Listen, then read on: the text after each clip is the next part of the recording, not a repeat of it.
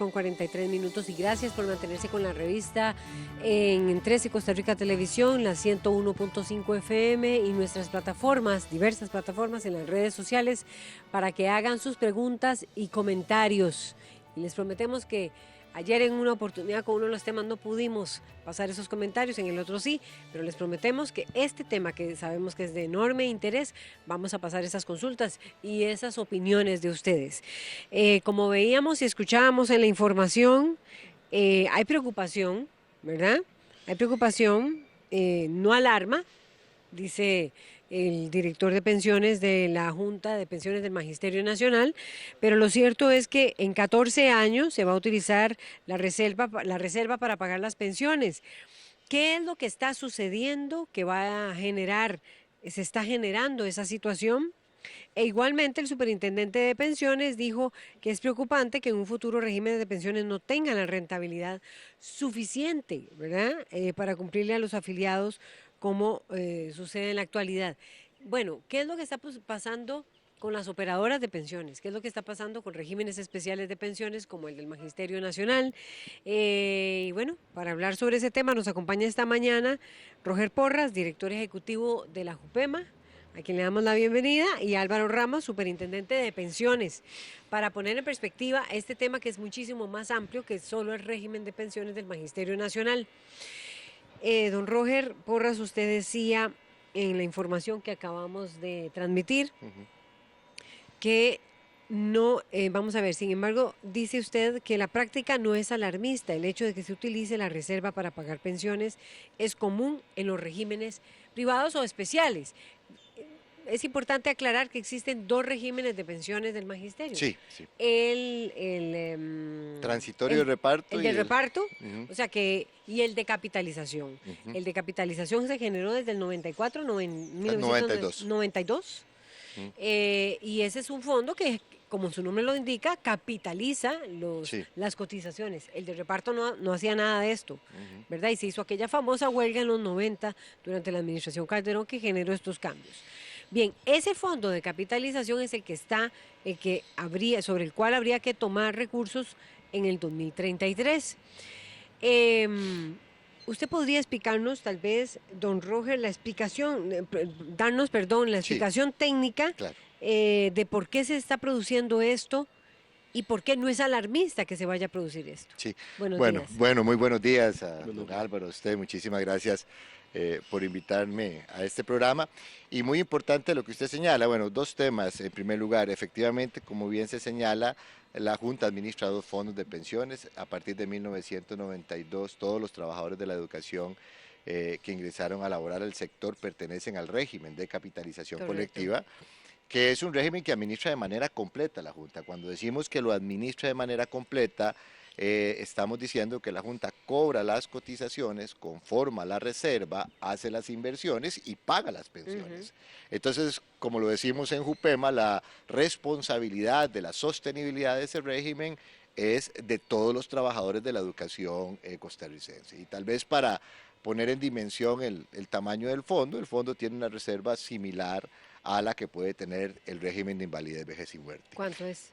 4.4 mil millones de dólares, más o menos. Eso es aproximadamente el 5.5% del Producto Interno Bruto, digamos. Es un fondo, pues... 4 mil millones de dólares. Sí. ¿Y cuántos jubilados? En estos momentos tienen 1.750 pensionados porque es un régimen joven, pero tiene que pagar las pensiones, y eso es lo importante, digamos, tal vez para ir aclarando los temas, de aproximadamente 96.000 funcionarios en servicio en este momento. Y recordemos que la pensión no se paga únicamente este mes, sino se paga hoy y siempre hasta que la persona pues fallezca, e incluso aún así están las sucesiones, los traspasos de pensión, que efectivamente implica que esas pensiones las puedan devengar otras personas. Entonces es esa responsabilidad que tenemos. Ahora, tal vez la confusión que se generó o que se genera cuando uno habla de este fondo es tal vez en la memoria reciente tendremos el concepto del IBM, ¿verdad? Digamos, cuando don Álvaro en algún momento, inclusive en los medios de comunicación, se hablaba de que el IBM estaba utilizando las reservas y que había un primer año crítico en el 2012 y habían otros años críticos. El régimen de capitalización colectiva, para concretarlo, es un régimen que tiene un esquema de financiamiento que se conoce de prima media nivelada. Pero pongamos esto en sencillo. ¿Qué significa eso? La prima es la suma de todas las cotizaciones, la patronal, la estatal y la obrera, que en estos momentos en capitalización suma aproximadamente el 16%, 15,99 para ser exacto. Este régimen lo que tiene, en una primera etapa, los regímenes de pensiones lo que tienen es una fase de acumulación. ¿Por qué? Porque evidentemente hay menos pensionados y hay más cotizantes. O sea, estamos hablando de que tenemos 96.000 trabajadores activos en la a hoy educación. y hay 1.700 cotizantes. Pues claramente, si uno compara la cotización, o sea, o la masa de cotización contra lo que usted paga por concepto de pensión en estos momentos, 1.700 pensionados, es muchísimo más amplia. Y ahí se está generando, y esos recursos pues conforman parte de la reserva y también pues tienen que invertirse para generar rendimientos. Por ejemplo, de la suma que le dije antes del portafolio que tiene Jupema, el 50% aproximadamente son rendimientos y el 50% son cotizaciones. ¿Qué es lo que pasa en el 2000? Cuando ustedes hablan de portafolio es me eso. refiero a la masa de recursos. ¿Dónde invierten y toda la plata, ese volumen de dinero que hay allí? Exacto, la cotización más las inversiones, toda la masa. ¿Qué es lo que pasa en el 2033? En el 2033 entonces, lo que se recibe ya tendríamos un grupo de pensionados significativo. Estamos hablando aproximadamente 30.000, 28.000, digamos 30.000 pensionados en ese caso. ¿Y qué es lo que pasa ahí? Entonces ya los cotizantes, la plata de la cotización no te va a alcanzar, digamos, para poder pagar las pensiones que vas a tener en ese momento. Es lógico, ¿verdad? En ese caso. Entonces vas a tener que comenzar a utilizar rendimientos o plata de rendimientos para cubrir los diferenciales que en ese momento se dan. Incluso, perdón, en el 2044 se comienza a disminuir la reserva, pero aquí es importante un tema. Esto es resultado del estudio actuarial que nace. El estudio actuarial se hace con una población cerrada, que la misma normativa de la superintendencia nos indica que tenemos que hacerlo así. Entonces, ¿qué es lo que dice el estudio actuarial? Existe una cohorte o un grupo de personas que son los que actualmente existen, y esos que actualmente existen, y ahí ellos los proyecta para ver si el régimen puede o no puede pagarle las pensiones. Entonces, ese es el tema, por eso es que no es un tema alarmista, es un tema normal. De hecho, en el 2044 la reserva comienza a disminuir ya la masa, y después hasta pagarle al último pensionado. O sea, lo que estamos diciendo, lo que dice el último estudio actuarial, es que efectivamente el régimen como tal puede pagarle las pensiones a esas personas. Ese es el planteamiento que hemos tenido. Y bueno, y se genera la alerta porque se ha estado viviendo digamos, cómodamente, sin pensar que hay que comerse o tocar el fondo o la reserva. Es ese don Álvaro Ramos, superintendente de pensiones, que yo sé que ella quiera hablar sobre el tema, porque estamos hablando del superintendente, el encargado de velar por todos los regímenes de pensiones, en particular supervisa a UPEMA, supervisa lo que queda de los regímenes especiales, el de Hacienda, el Ministerio de Obras Públicas y Transportes, demás, pero también le toca el más grande, que es el de régimen, bueno, el tamaño del de pensiones del magisterio es el tamaño prácticamente del régimen de invalidez, vejez y muerte, o sea, el que conocemos como el de la caja. Entonces, esto que está sucediendo con el régimen del Magisterio Nacional es lo mismo que está sucediendo también con el régimen de invalidez, vejez y muerte. Buenos días, Álvaro Ramos. Muy buenos días, muchas gracias por invitarme al programa. En realidad, justo usted acaba de describir el meollo del asunto. Exacto. Acaba de decir, el tamaño del IVM es el mismo que el magisterio, eso es falso. El IVM tiene más de 2 millones de cotizantes. En cotizantes. Sí. Y el monto, como decía yo. El monto de activos es el mismo. Exacto. ¿Por qué? Y ahí es donde está la diferencia fundamental a la hora de interpretar la reserva del régimen de capitalización del magisterio y la reserva del IVM.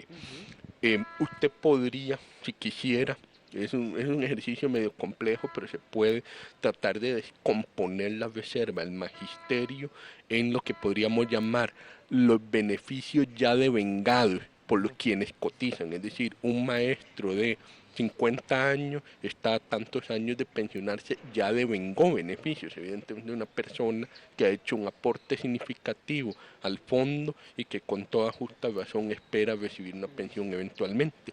Y ese es el compromiso que la JUPEMA tiene que haber acumulado suficiente, haberlo invertido adecuadamente y así poder comprometerse a pagar eso.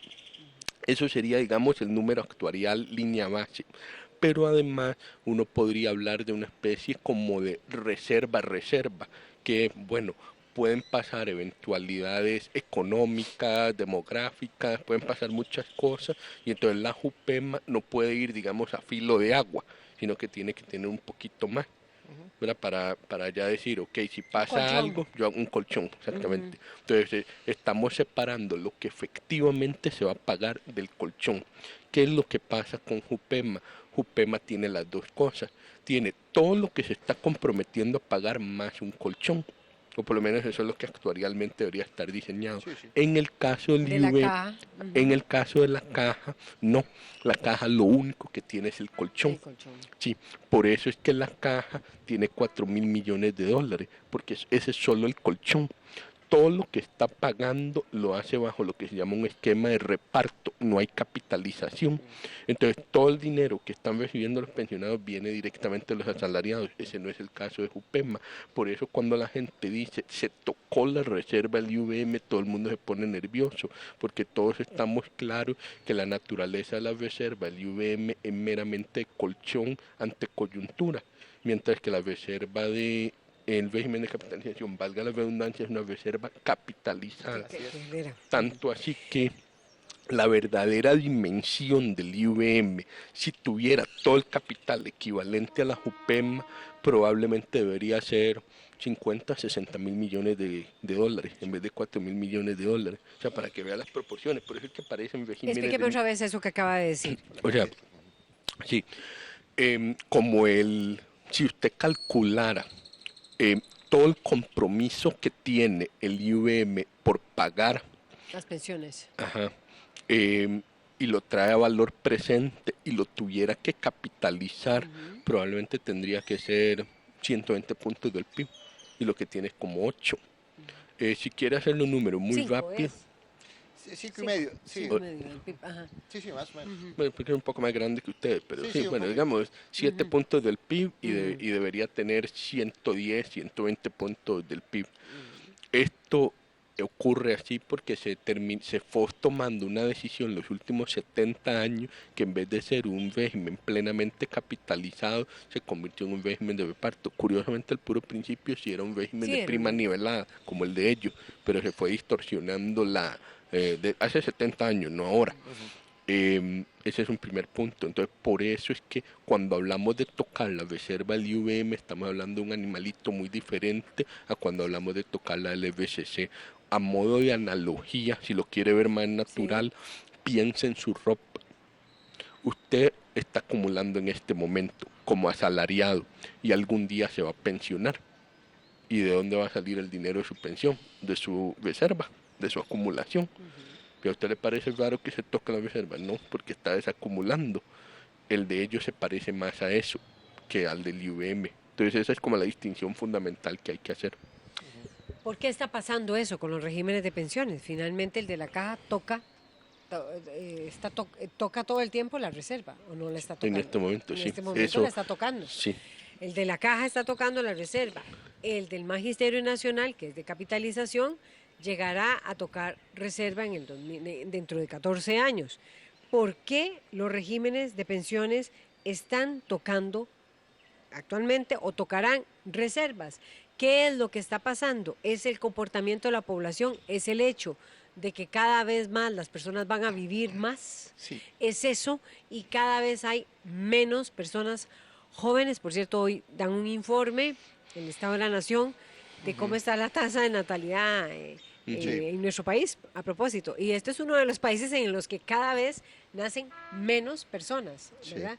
Tenemos un 1 punto, ustedes lo saben mejor. 67. 1.67, o sea, no llegamos a los tasa 2. de fecundidad, ¿verdad? Digamos. No llegamos. O sea, es el número Exactamente, sí, tasa de fecundidad. Entonces, ¿qué es eso lo que está pasando? ¿Es ese cambio que nos dice don Roger Porras, director de sí. Jupema? ¿Es eso lo que está sucediendo con los regímenes de Sí, pensiones? bueno, entendida en primera instancia la diferencia, ¿verdad? Porque, y es importante este tipo de discusión porque a veces salen ese tipo de noticias, a nosotros se nos satura la central y la gente se alarma, digamos, de las Auxilio, cosas y hay socorro. que salir a Ujú. explicar, digamos, que estas cosas, porque el tema de pensiones, y es un esfuerzo que hemos hecho, creo que todos los que estamos aquí, es un tema complejo, ¿verdad? No es un tema sencillo de digerir porque es un lenguaje diferente, ¿verdad? Ujú. Al que normalmente las personas han estado acostumbradas. Pero entonces es importante dar la información de la forma clara para que la gente lo entienda. Ahora, dicho esto, evidentemente hay situaciones que nos preocupan muchísimo, tanto a los administradores de los fondos de pensiones como claramente a la regulación. Y hay determinantes que afectan los fondos de pensiones. Usted acaba de mencionar uno de ellos.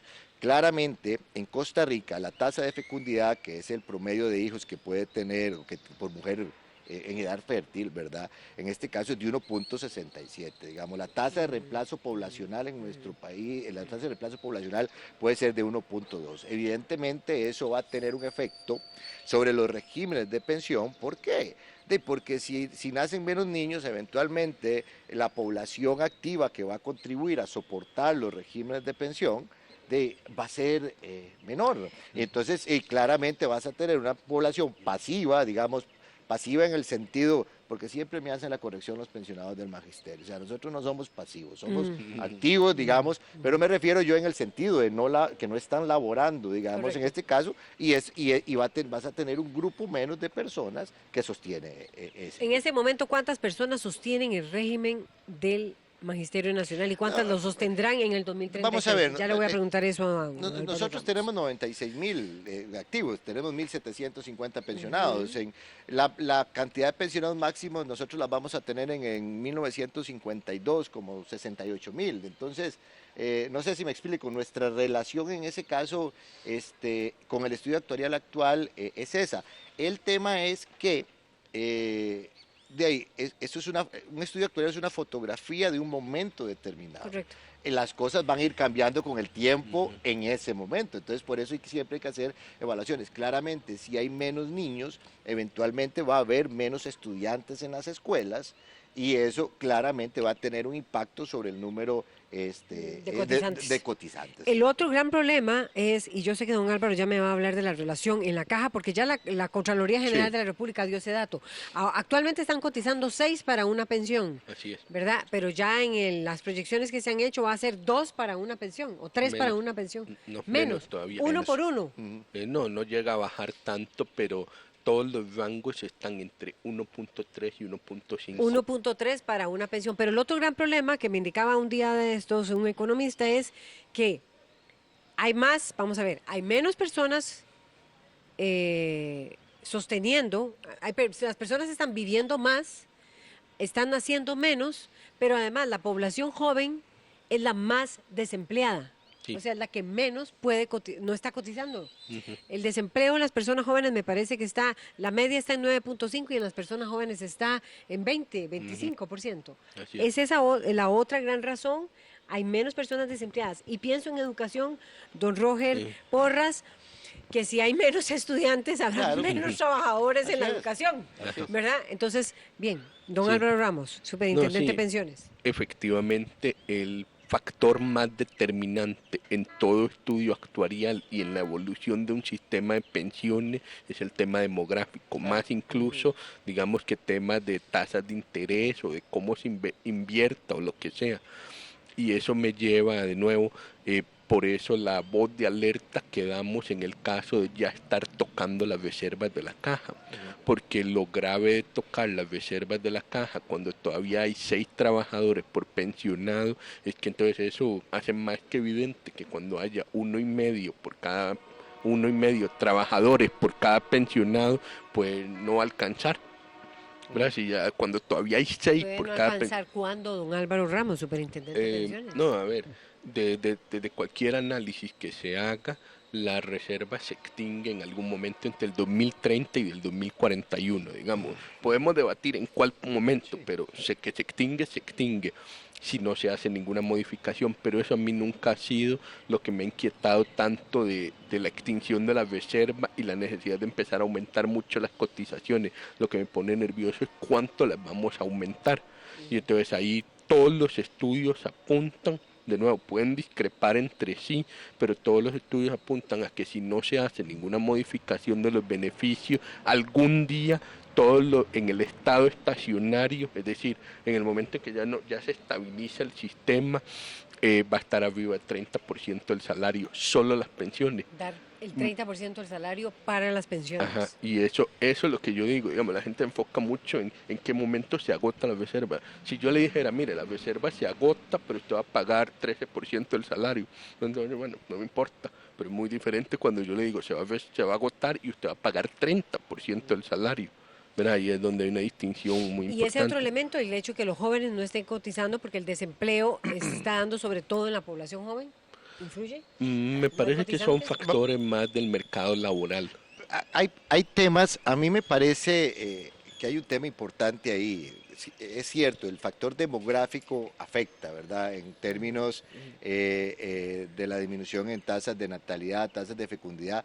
El tema del envejecimiento de la población evidentemente golpea fuertemente a los regímenes de pensión, porque es diferente pensionarse a los 60 años y vivir 15 años, tener esperanza de vida de 15 años más, a pensionarse a la misma edad y tener una esperanza de vida de 20 años más. Si puedo acotar, en el último estudio que se hizo de tablas de mortalidad, se calculó que una mujer sana, o sea, que está completamente sana y se pensiona a los 60 años, tiene una expectativa de vida de 32 años. 92 años entonces. Entonces en ese caso, cargas el régimen, es una carga para el régimen que tiene que ver, y este no es un tema que tiene que ver solo con pensiones, ¿verdad? Es un tema que tiene que ver con salud, es un tema, el envejecimiento es un tema que tiene que ver con todo el concepto de seguridad social y mercado laboral. Correcto. Ahora, el tema del mercado laboral que usted planteaba, desde mi punto de vista, digamos, si usted tiene una informalidad en Costa Rica que supera el 40%, sí, que no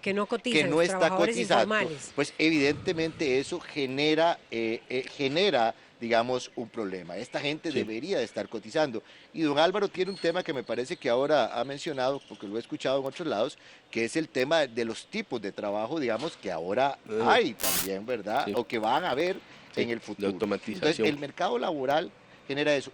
Y estamos hablando de la gente en la informalidad, pero hablemos de la gente que está en el mercado formal, pero que no tiene una historia laboral regular. Al final de cuentas, una pensión, un sistema de pensión, también es un reflejo de tu vida laboral. Sí. Es decir, si usted tiene densidades de cotización, que la densidad de cotización no es otra cosa que, por ponerlo en sencillo, que el número de meses que usted trabaja por año, muy bajas, pues evidentemente eso se va a reflejar en el cálculo de su pensión y la irregularidad que tiene. Ahora, sí me gustaría acotar el tema de la informalidad, porque creo que mucha gente piensa en la informalidad y se está imaginando el caso de salud, que digamos, si yo estoy en la informalidad y me enfermo, igual voy y uso los hospitales. Claro. En pensiones no es así. En el IVM, cada persona que usted agrega por las reglas actuales que tiene el IVM, más bien el IVM se deteriora actuarialmente. Yo sé que esto suena muy raro, pero así, en forma muy resumida lo que está pasando es, si usted es una persona que se va a llevar una pensión de 500.000 colones, normalmente usted lo que cotizó es como 250.000 o menos en promedio. Entonces, lo que le está pasando al IVM es cada persona que usted le agrega, más bien le genera más costo. Entonces, cuando la gente dice, no, es que lo que hay que hacer es bajar la informalidad y salvamos el régimen, no, más bien se va a deteriorar más con las reglas actuales. Sí. Bueno, la otra gran pregunta es, ¿y dónde está el papel de las operadoras de pensiones haciendo buenas inversiones? Y si eso puede ayudar a salvar los regímenes de pensiones. Vamos a ver, en este momento, los regímenes de pensiones, por ejemplo, como la JUPEMA, solo pueden invertir, y si me equivoco, me corrigen por favor, don Roger Porras, pueden invertir 60% de ese montón de plata que tienen allí, de esa masa, ese volumen de dinero, de recursos que tienen allí, en títulos de gobierno. Esto es todavía más complejo para quienes nos están siguiendo por radio y por televisión. Títulos de gobierno, 60%, y 40% me parece que es en Banco Central. No sé si es así la relación. Y eso a ustedes les genera pocos créditos. Esa masa de capital, vamos a ver, no se hace más grande, ¿verdad? Más grande. Sí. Y si eso puede salvar. Igual pienso en la caja, no sé si será lo mismo. Es que este es un régimen de capitalización y este no, ¿verdad? Pero si esas inversiones de la caja podrían permitir también, de alguna manera, que ese régimen se sostenga, y Sí. genere más platita para que haya dinero para cuando la gente se pensione. Eso es una barrera, eso está afectando los regímenes de pensiones privados y las operadoras de pensiones privadas y públicas. Tal vez ahí hay dos temas que usted toca que son sumamente importantes, pero que son diferentes. Usted primero menciona, digamos, el papel de las operadoras de pensiones dentro del sistema de pensiones. Ese es un tema que podemos abordar y probablemente don Álvaro ahora lo va a acotar más. Costa Rica tiene un sistema multipilar donde tenemos pensiones de un primer pilar básico, IBM, régimen de capitalización colectiva, los regímenes especiales, Poder Judicial.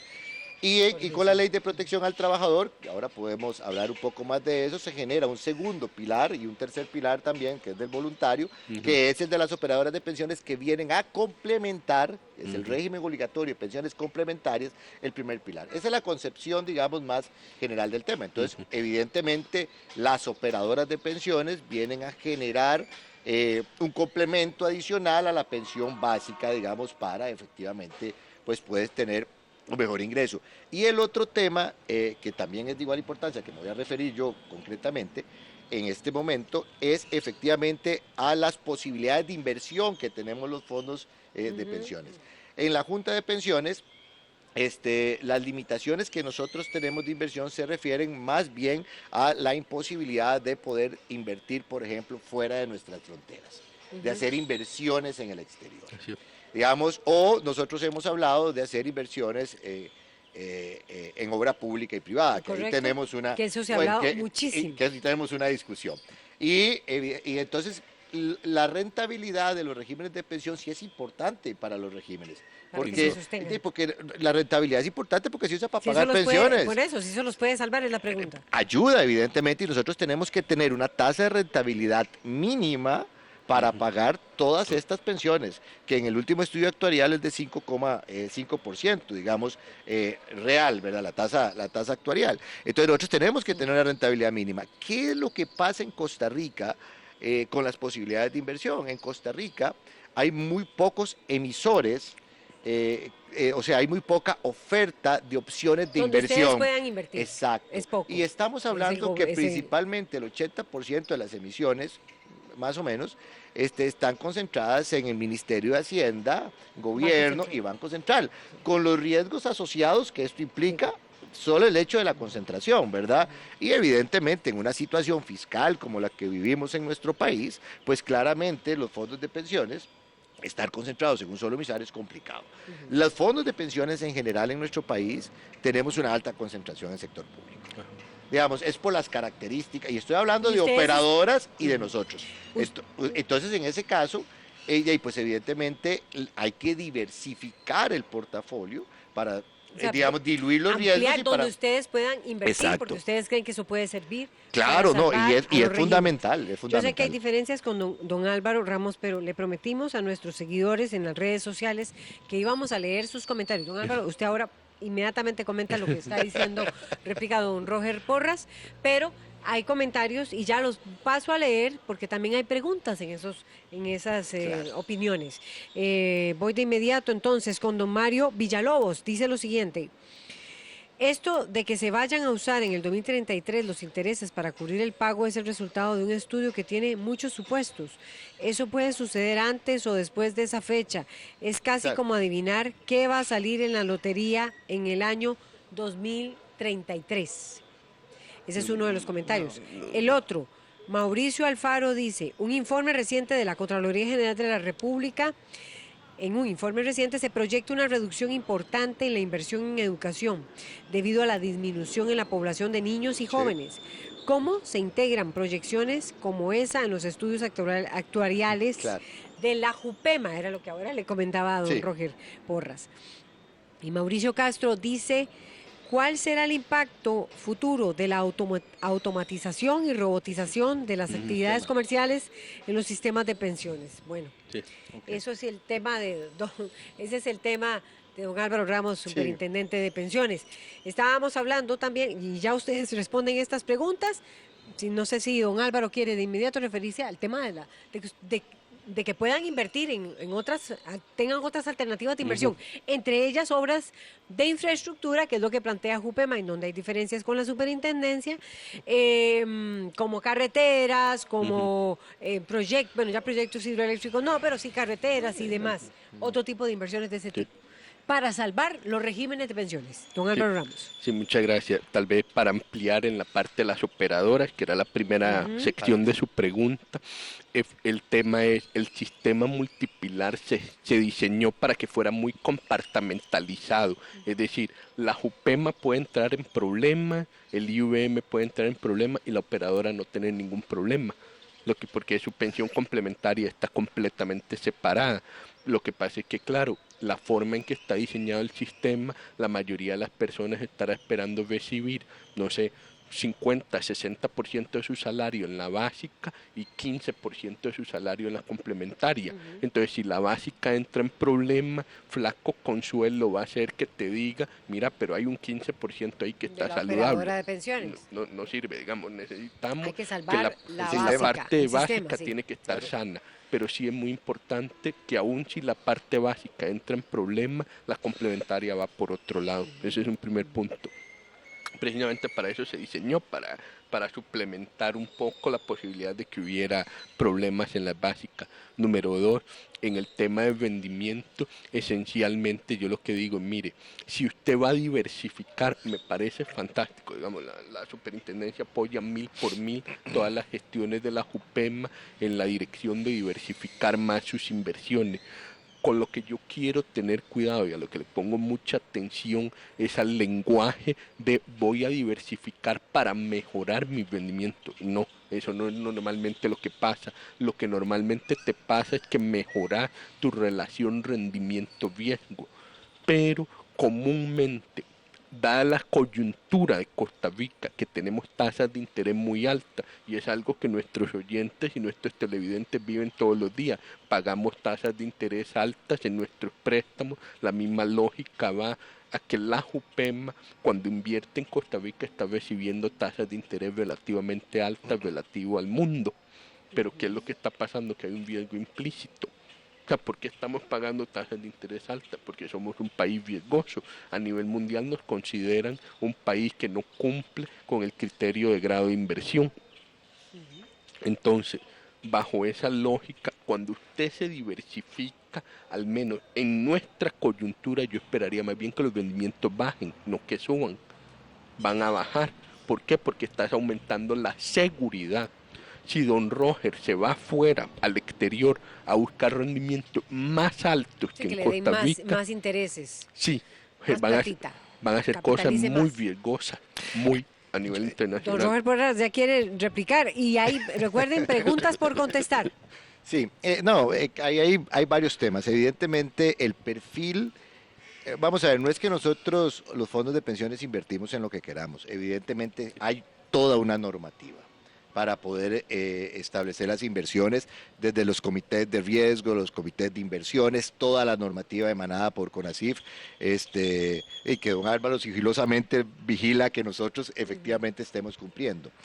Evidentemente uno diversifica para mitigar los riesgos. El dicho popular, no tenés todos los huevos en la misma canasta.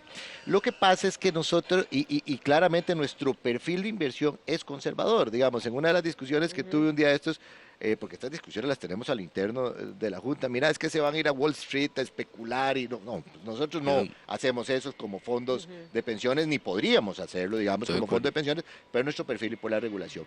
Pero yo sí creo, y hemos discutido, que uno tiene que ver qué están haciendo otros fondos de pensiones en el mundo. Digamos, ¿Qué están haciendo? Tenemos una concepción de que que los fondos de pensiones solo debemos de invertir en valores, es decir, en títulos, en bonos. Nosotros tenemos que volver, que hacen otros fondos de pensiones en el mundo, a ver inversiones en sectores reales de la economía. ¿Cómo cuáles? Por ejemplo, en inversiones, qué sé yo, en aeropuertos, digamos que hacen algunos fondos En internacionales. Fondo Noruego tiene inversiones en Inglaterra, digamos, en moles, en tiendas. No sé si me explico. Private equity, digamos, en que se refiere a fondos que invierten, digamos, en algunas empresas. Eso hacen. Incluso nada más le comento, no es que vamos, esto siempre lo pongo como ejemplo y siempre digo, no es que vamos a hacer eso. Digamos, en algunos lugares están estudiando inversiones en teca, por ejemplo. No es que vamos a ir a... ¿Por qué? Porque las tasas de retorno en eso. Entonces, tenemos que abrir esa mente. Yo sé que nosotros estamos lejos de llegar a eso porque es un proceso que tenemos que avanzar, pero tenemos que abrir esa mente porque los fondos de pensiones también tienen que contribuir al desarrollo nacional. Un comentario nada más con relación al tema de las operadoras. Cuando la ley de protección al trabajador en el 2000 comienza a funcionar, en Costa Rica se crea un importante ahorro nacional. La base del crecimiento económico, y don Álvaro, que es economista, sabe, es el ahorro nacional, porque es lo que usted utiliza para financiar el desarrollo. ¿Qué es lo que pasa? Generamos el ahorro nacional y lo que estamos financiando es gasto de gobierno. Ok. Don Álvaro Ramos, y tengo 3 comentarios más y hay preguntas que se habían hecho. Sí, sí, claro. Sí, bueno, tal vez para cerrar la idea, nosotros estamos muy de acuerdo con la diversificación de instrumentos financieros. Ahora, yo sí soy de la filosofía que me la aprendí en una conferencia del Banco Mundial. Lo importante no es el activo subyacente. Exacto. Como dijo don Boger, puede ser teca, pueden ser moles, pueden ser Exacto. aeropuertos, no importa. El activo Aeropuertos, subyacente carreteras, puede ser lo que concesiones de usted obra quiera. pública. Lo importante es el instrumento financiero, por así decirlo, el contrato. Un instrumento financiero es un contrato, llámese un bono, Sí. llámese una acción, Ajá. que ese contrato proteja adecuadamente a los afiliados a un fondo. Eso es para mí lo fundamental. No me importa Ya lo cuál es estamos el poniendo activo de acuerdo. subyacente, pero yo necesito que el contrato proteja bien al Y eso se afiliado. podría hacer en el régimen de la caja, don Álvaro Ramos. Sí, claro, se puede hacer en todos lados. Todos. El tema de fondo Bien. es, por ejemplo, cuando hablamos de invertir en obra pública. Si usted me dice, se emitió un bono, ese contrato protege. Se emitió una acción, ese contrato protege, menos, pero protege. Pero usted me dice, le va a hacer un cheque en blanco a don Rodolfo Méndez. Pucha, ya no tengo tan claro que ahí haya una protección, ¿verdad? O sea, exagero un poco, pero es el meollo del asunto. ¿Qué tipo de contrato estoy firmando a la hora de invertir en obra pública? Comentarios. Voy con los comentarios. Ya voy, porque hay preguntas pendientes también. Sí, claro. Y después, ustedes esa propuesta la tienen aquí en Asamblea Legislativa. Nosotros, evidentemente, redactamos un proyecto de ley y hemos estado cabildeándolo con los señores diputados. Leo Méndez Garita dice lo siguiente: estos son los programas que toda Costa Rica debería ver. Y por otro lado, bueno, y les hace una felicitación. En el IUM, ¿qué vamos a hacer con las grandes empresas morosas y el mismo Estado, que es moroso, se refiere a él? Nuevamente se vuelve a ver solo el salario de las y los trabajadores. Alan Demo 107 dice: aquí uno de los problemas mayores son los evasores del IUM, lo cual no ayuda para sostener el mismo. ¿Cuánto es la evasión acumulada al día de hoy? Y Flora Fernández comenta: discrepo que Jupema invierta fuera del país, existiendo tanta necesidad de infraestructura dentro del país.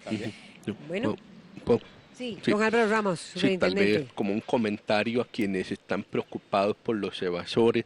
Ese tema se habló ampliamente en la mesa de diálogo Correcto. nacional que tuvimos hace 2 años, y una de las ideas interesantes que se flotó era generar algún tipo de estructura centralizada de fiscalización, es decir, que los esfuerzos fiscalizadores sobre evasores de Hacienda, de la Caja, de Lima, de todos se unificaran en una entidad que se dedicara únicamente a eso.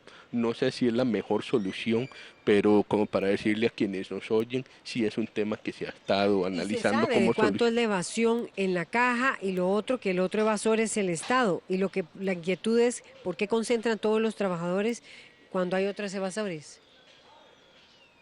A ver, ¿cómo? ¿Solo con Voy los de nuevo. trabajadores? No, o sea, sí. Que la reforma Bueno. tendría que ir en las cotizaciones y no tanto en el tema de los evasores. Ah, ya. Ya. Bueno, eso tiene más que ver con que si bien los evasores son un problema indudablemente serio, en el largo plazo te domina tanto el tema de pasar de 32 trabajadores por pensionado en 1970, 6 trabajadores por pensionado hoy y 1,5 trabajadores por pensionado es tan pesado. Digamos, bueno, el señor que estaba cuestionando que hacer proyecciones actuariales es como adivinar la lotería. No, No. nosotros desde hoy sabemos que somos un país envejeciendo. Los actuarios son expertos en decirte, mire, si todo sigue con el envejecimiento como va y con la fecundidad como va, esto es lo que va a pasar.